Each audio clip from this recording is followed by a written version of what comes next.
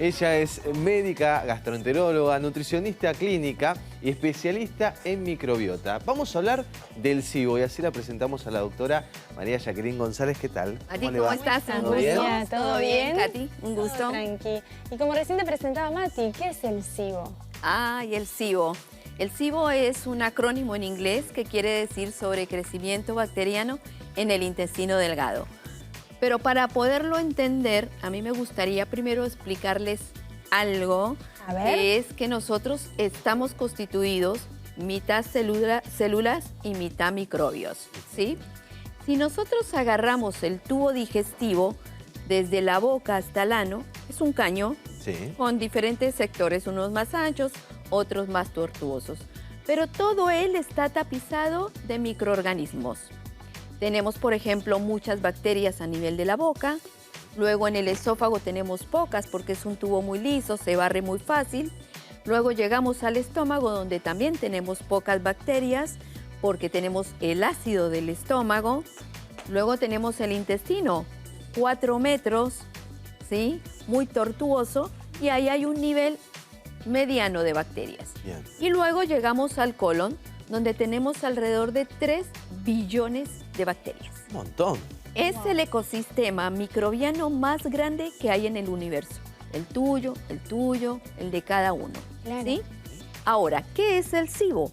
El SIBO es porque en ese intestino delgado, que son 4 metros, existe un número mayor de bacterias del que tiene que existir. Eso es el SIBO. A ver, ¿por qué se empezó a hablar tanto ahora del SIBO? Como que está de moda. Porque antes no se hablaba de No se hablaba del SIBO. Bueno, el SIBO nosotros lo buscábamos antes, que se llamaba el síndrome de Asia ciega, especialmente en personas que tenían resecciones intestinales importantes.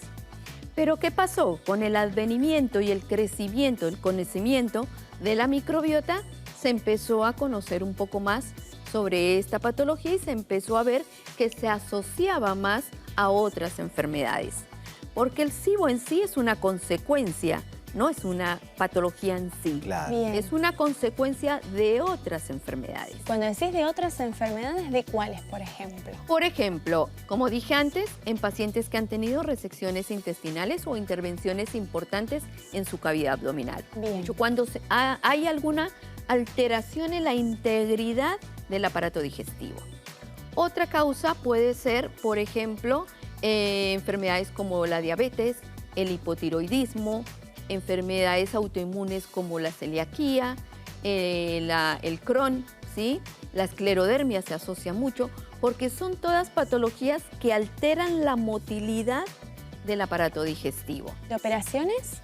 De operaciones, como dije, resecciones intestinales. Bien, o sea, el abdomen. Exactamente. Por ejemplo, a veces lo consultan a uno si este tipo de cirugías para que se hacen las resecciones, para reducción de peso, no son tan frecuentes, pero se pueden asociar a un SIBO. Okay. Pero más, por ejemplo, una enfermedad de Crohn en donde les hacen resecciones importantes del intestino, se altera esa motilidad y ahí es donde se produce el Corremos SIBO. riesgo. Y ahora, doctora, digo, bueno, tengo SIBO, te dicen tiene SIBO. ¿Cómo se diagnostica esto, no?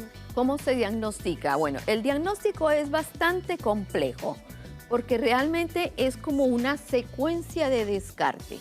Primero que todo hay que conocer muy bien la historia clínica, conocer muy bien ese paciente. Nunca se hace el diagnóstico en la primera consulta. Hay que interrogar muy bien a ese paciente, conocer muy bien los antecedentes, ver si existen todas estas patologías, si hay alguna alteración en el estómago, un Helicobacter pylori, una colecistectomía, si le sacaron la vesícula, porque todo eso influye dentro del aparato digestivo y esa motilidad. Claro. Entonces, uno va viendo al paciente en esto, va haciendo estudios, va descartando, y si en conclusión nosotros vamos llevando como un algoritmo, ¿no? Y a la final, si vemos que es necesario descartar el SIBO, se hacen los test de aire expirado. Mira, aquella persona que ya llegó al consultorio es porque tiene algún síntoma, tiene alguna molestia o porque yo tendría que dudar quizás tenerlo. Bueno, los síntomas del SIBO son muy inespecíficos y son muy típicos de todas las patologías digestivas. O sea que es el difícil famoso sacarlo. como me hincho, mantener esa distensión permanente, dolor abdominal, pero lo más característico del SIBO es la diarrea. Mira. En la diarrea, es un signo patognomónico, como decimos nosotros. También tenemos en cuenta que existe el IMO, ¿sí? Que es el sobrecrecimiento bacteriano de metanógenos, que son otro tipo de microorganismos que se llaman arqueas. Y ellos se caracterizan mucho por producir lo contrario, constipación. ¿Sí? Entonces, si yo tengo un paciente con constipación, puedo pensar que tiene más bien un IMO. Mira. Y le voy a hacer el test de aire expirado pensando que se le va a aumentar un gas que se llama metano. Aquí hay que tener una cosa en claro. Nuestro cuerpo no produce gases. Nuestras células en el intestino no producen gases. Los gases los producen solamente las bacterias. Mira. Mira qué buen dato. Doctora, hablando de este test, tengo conocidos y eso porque uno va escuchando la palabra SIBO por todos lados. ¿Te lo tenés que ir a hacer? ¿Te lo podés hacer en tu casa ese test? ¿O también lo podés hacer personalmente, ¿no? En una clínica, en un hospital? Claro, Mati, pero aquí viene la cuestión de por qué hay tanto SIBO que me preguntaba Katy. ¿Por qué hay tanto SIBO? Es un test muy poco específico, con mucho margen de error, ¿sí?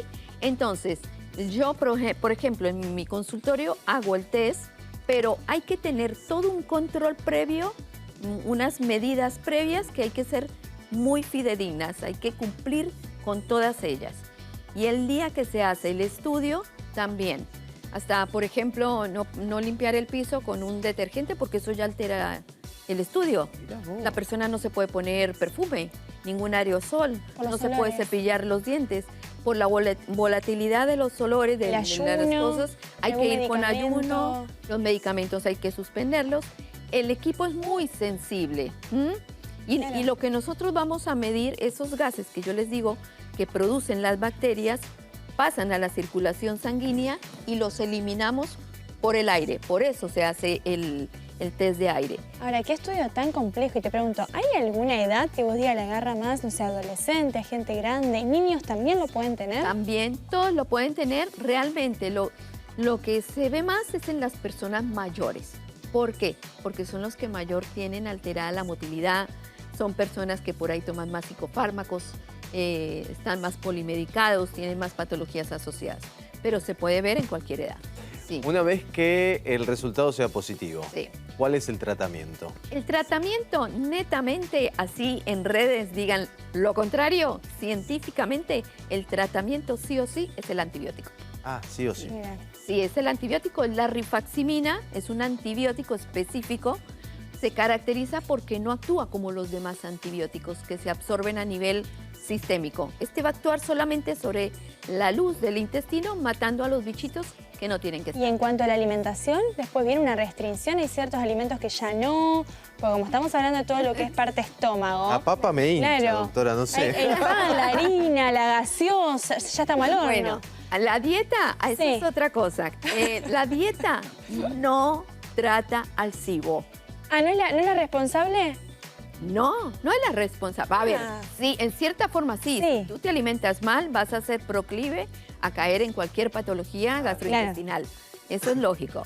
Pero la dieta, si tú vas a hacer una dieta te dicen tienes SIBO y te voy a tratar con una dieta, no va a funcionar. No, solamente eso. El tratamiento es el antibiótico. Yo te doy la dieta baja en fermentos o en aquellos alimentos que fermentan más con un objetivo de reducirte los síntomas. Claro, por ejemplo, una diarrea no podés comer una naranja. Por ejemplo. Claro. O unas lentejas. Claro, exactamente. Entonces uno baja, que es la famosa dieta FODMAPs, que es baja en fermentos, porque eso es una manera de reducir uno la sintomatología o el disconfort que puede tener el paciente. Si tenés que nombrarme alguno de los alimentos o bebidas, ¿qué es lo primero que le eliminás a cualquier paciente? ¿Cuál La es? cebolla cruda, el ajo, las legumbres, la manzana, ¿sí? Por ejemplo, son los alimentos que más FODMAPs tienen.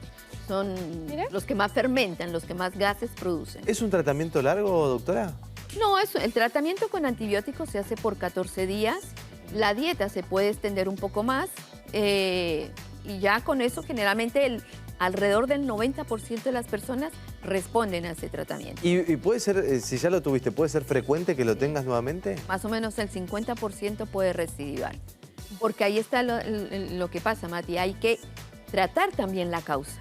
ver cuál es la causa que está produciendo La raíz de este problema, ¿no? Claro, si tú no te pones a ver qué es lo que realmente está llevando a ese SIBO, el SIBO va a permanecer toda la vida. Claro, o sea, no alcanzamos nunca como a curarlo, sino que siempre vuelve. Sí. Y eso es importante que el paciente lo entienda, ¿sí? Porque a veces llegan en el consultorio todos alarmados, uy, tengo SIBO, ya tomé tantos ciclos, y bueno, pero ¿por qué lo tienes? Ah, no sé, a mí me dijeron que tenía SIBO y lo empecé a tratar. No, hay que ver bien esa causa. Bien, y nosotros, por ejemplo, cuando decimos, uy, me hincho comer tal cosa, después ese paciente, cuando vos también ya le hiciste el estudio y vemos que también hay ciertos alimentos que también son contraproducentes, ¿vos ya le decís eliminarlos para siempre? Nunca se elimina ningún alimento para siempre. Bien. No se demonizan alimentos. El gluten hay que consumirlo. Los lácteos hay que consumirlos, ¿sí? Sino que hay que Eso aprender tiene que a ser consumirlos. Exactamente. Y yo creo que eso depende mucho de cada persona. Por eso hay que personalizar mucho el tema de los alimentos. A alguna persona le cae muy mal la manzana y a la otra no. Entonces eso hay que irlo viendo. Y para que la alimentación sea buena y no caiga mal, lo que tenemos que aprender es a comer. Perfecto. Siempre consultar a su médico de cabecera o en este caso al gastroenterólogo. Le queremos agradecer un montón, doctora. Aprendimos un ¿A ti? montón. Sí. Gracias. Mucho gusto, gracias. Espero que haya servido. Si te gustó nuestro contenido, suscríbete al canal y activa la campanita. Y si querés ver toda nuestra programación en vivo, entra a www.unifetv.com. Sumate Unife. Sumate un buen día.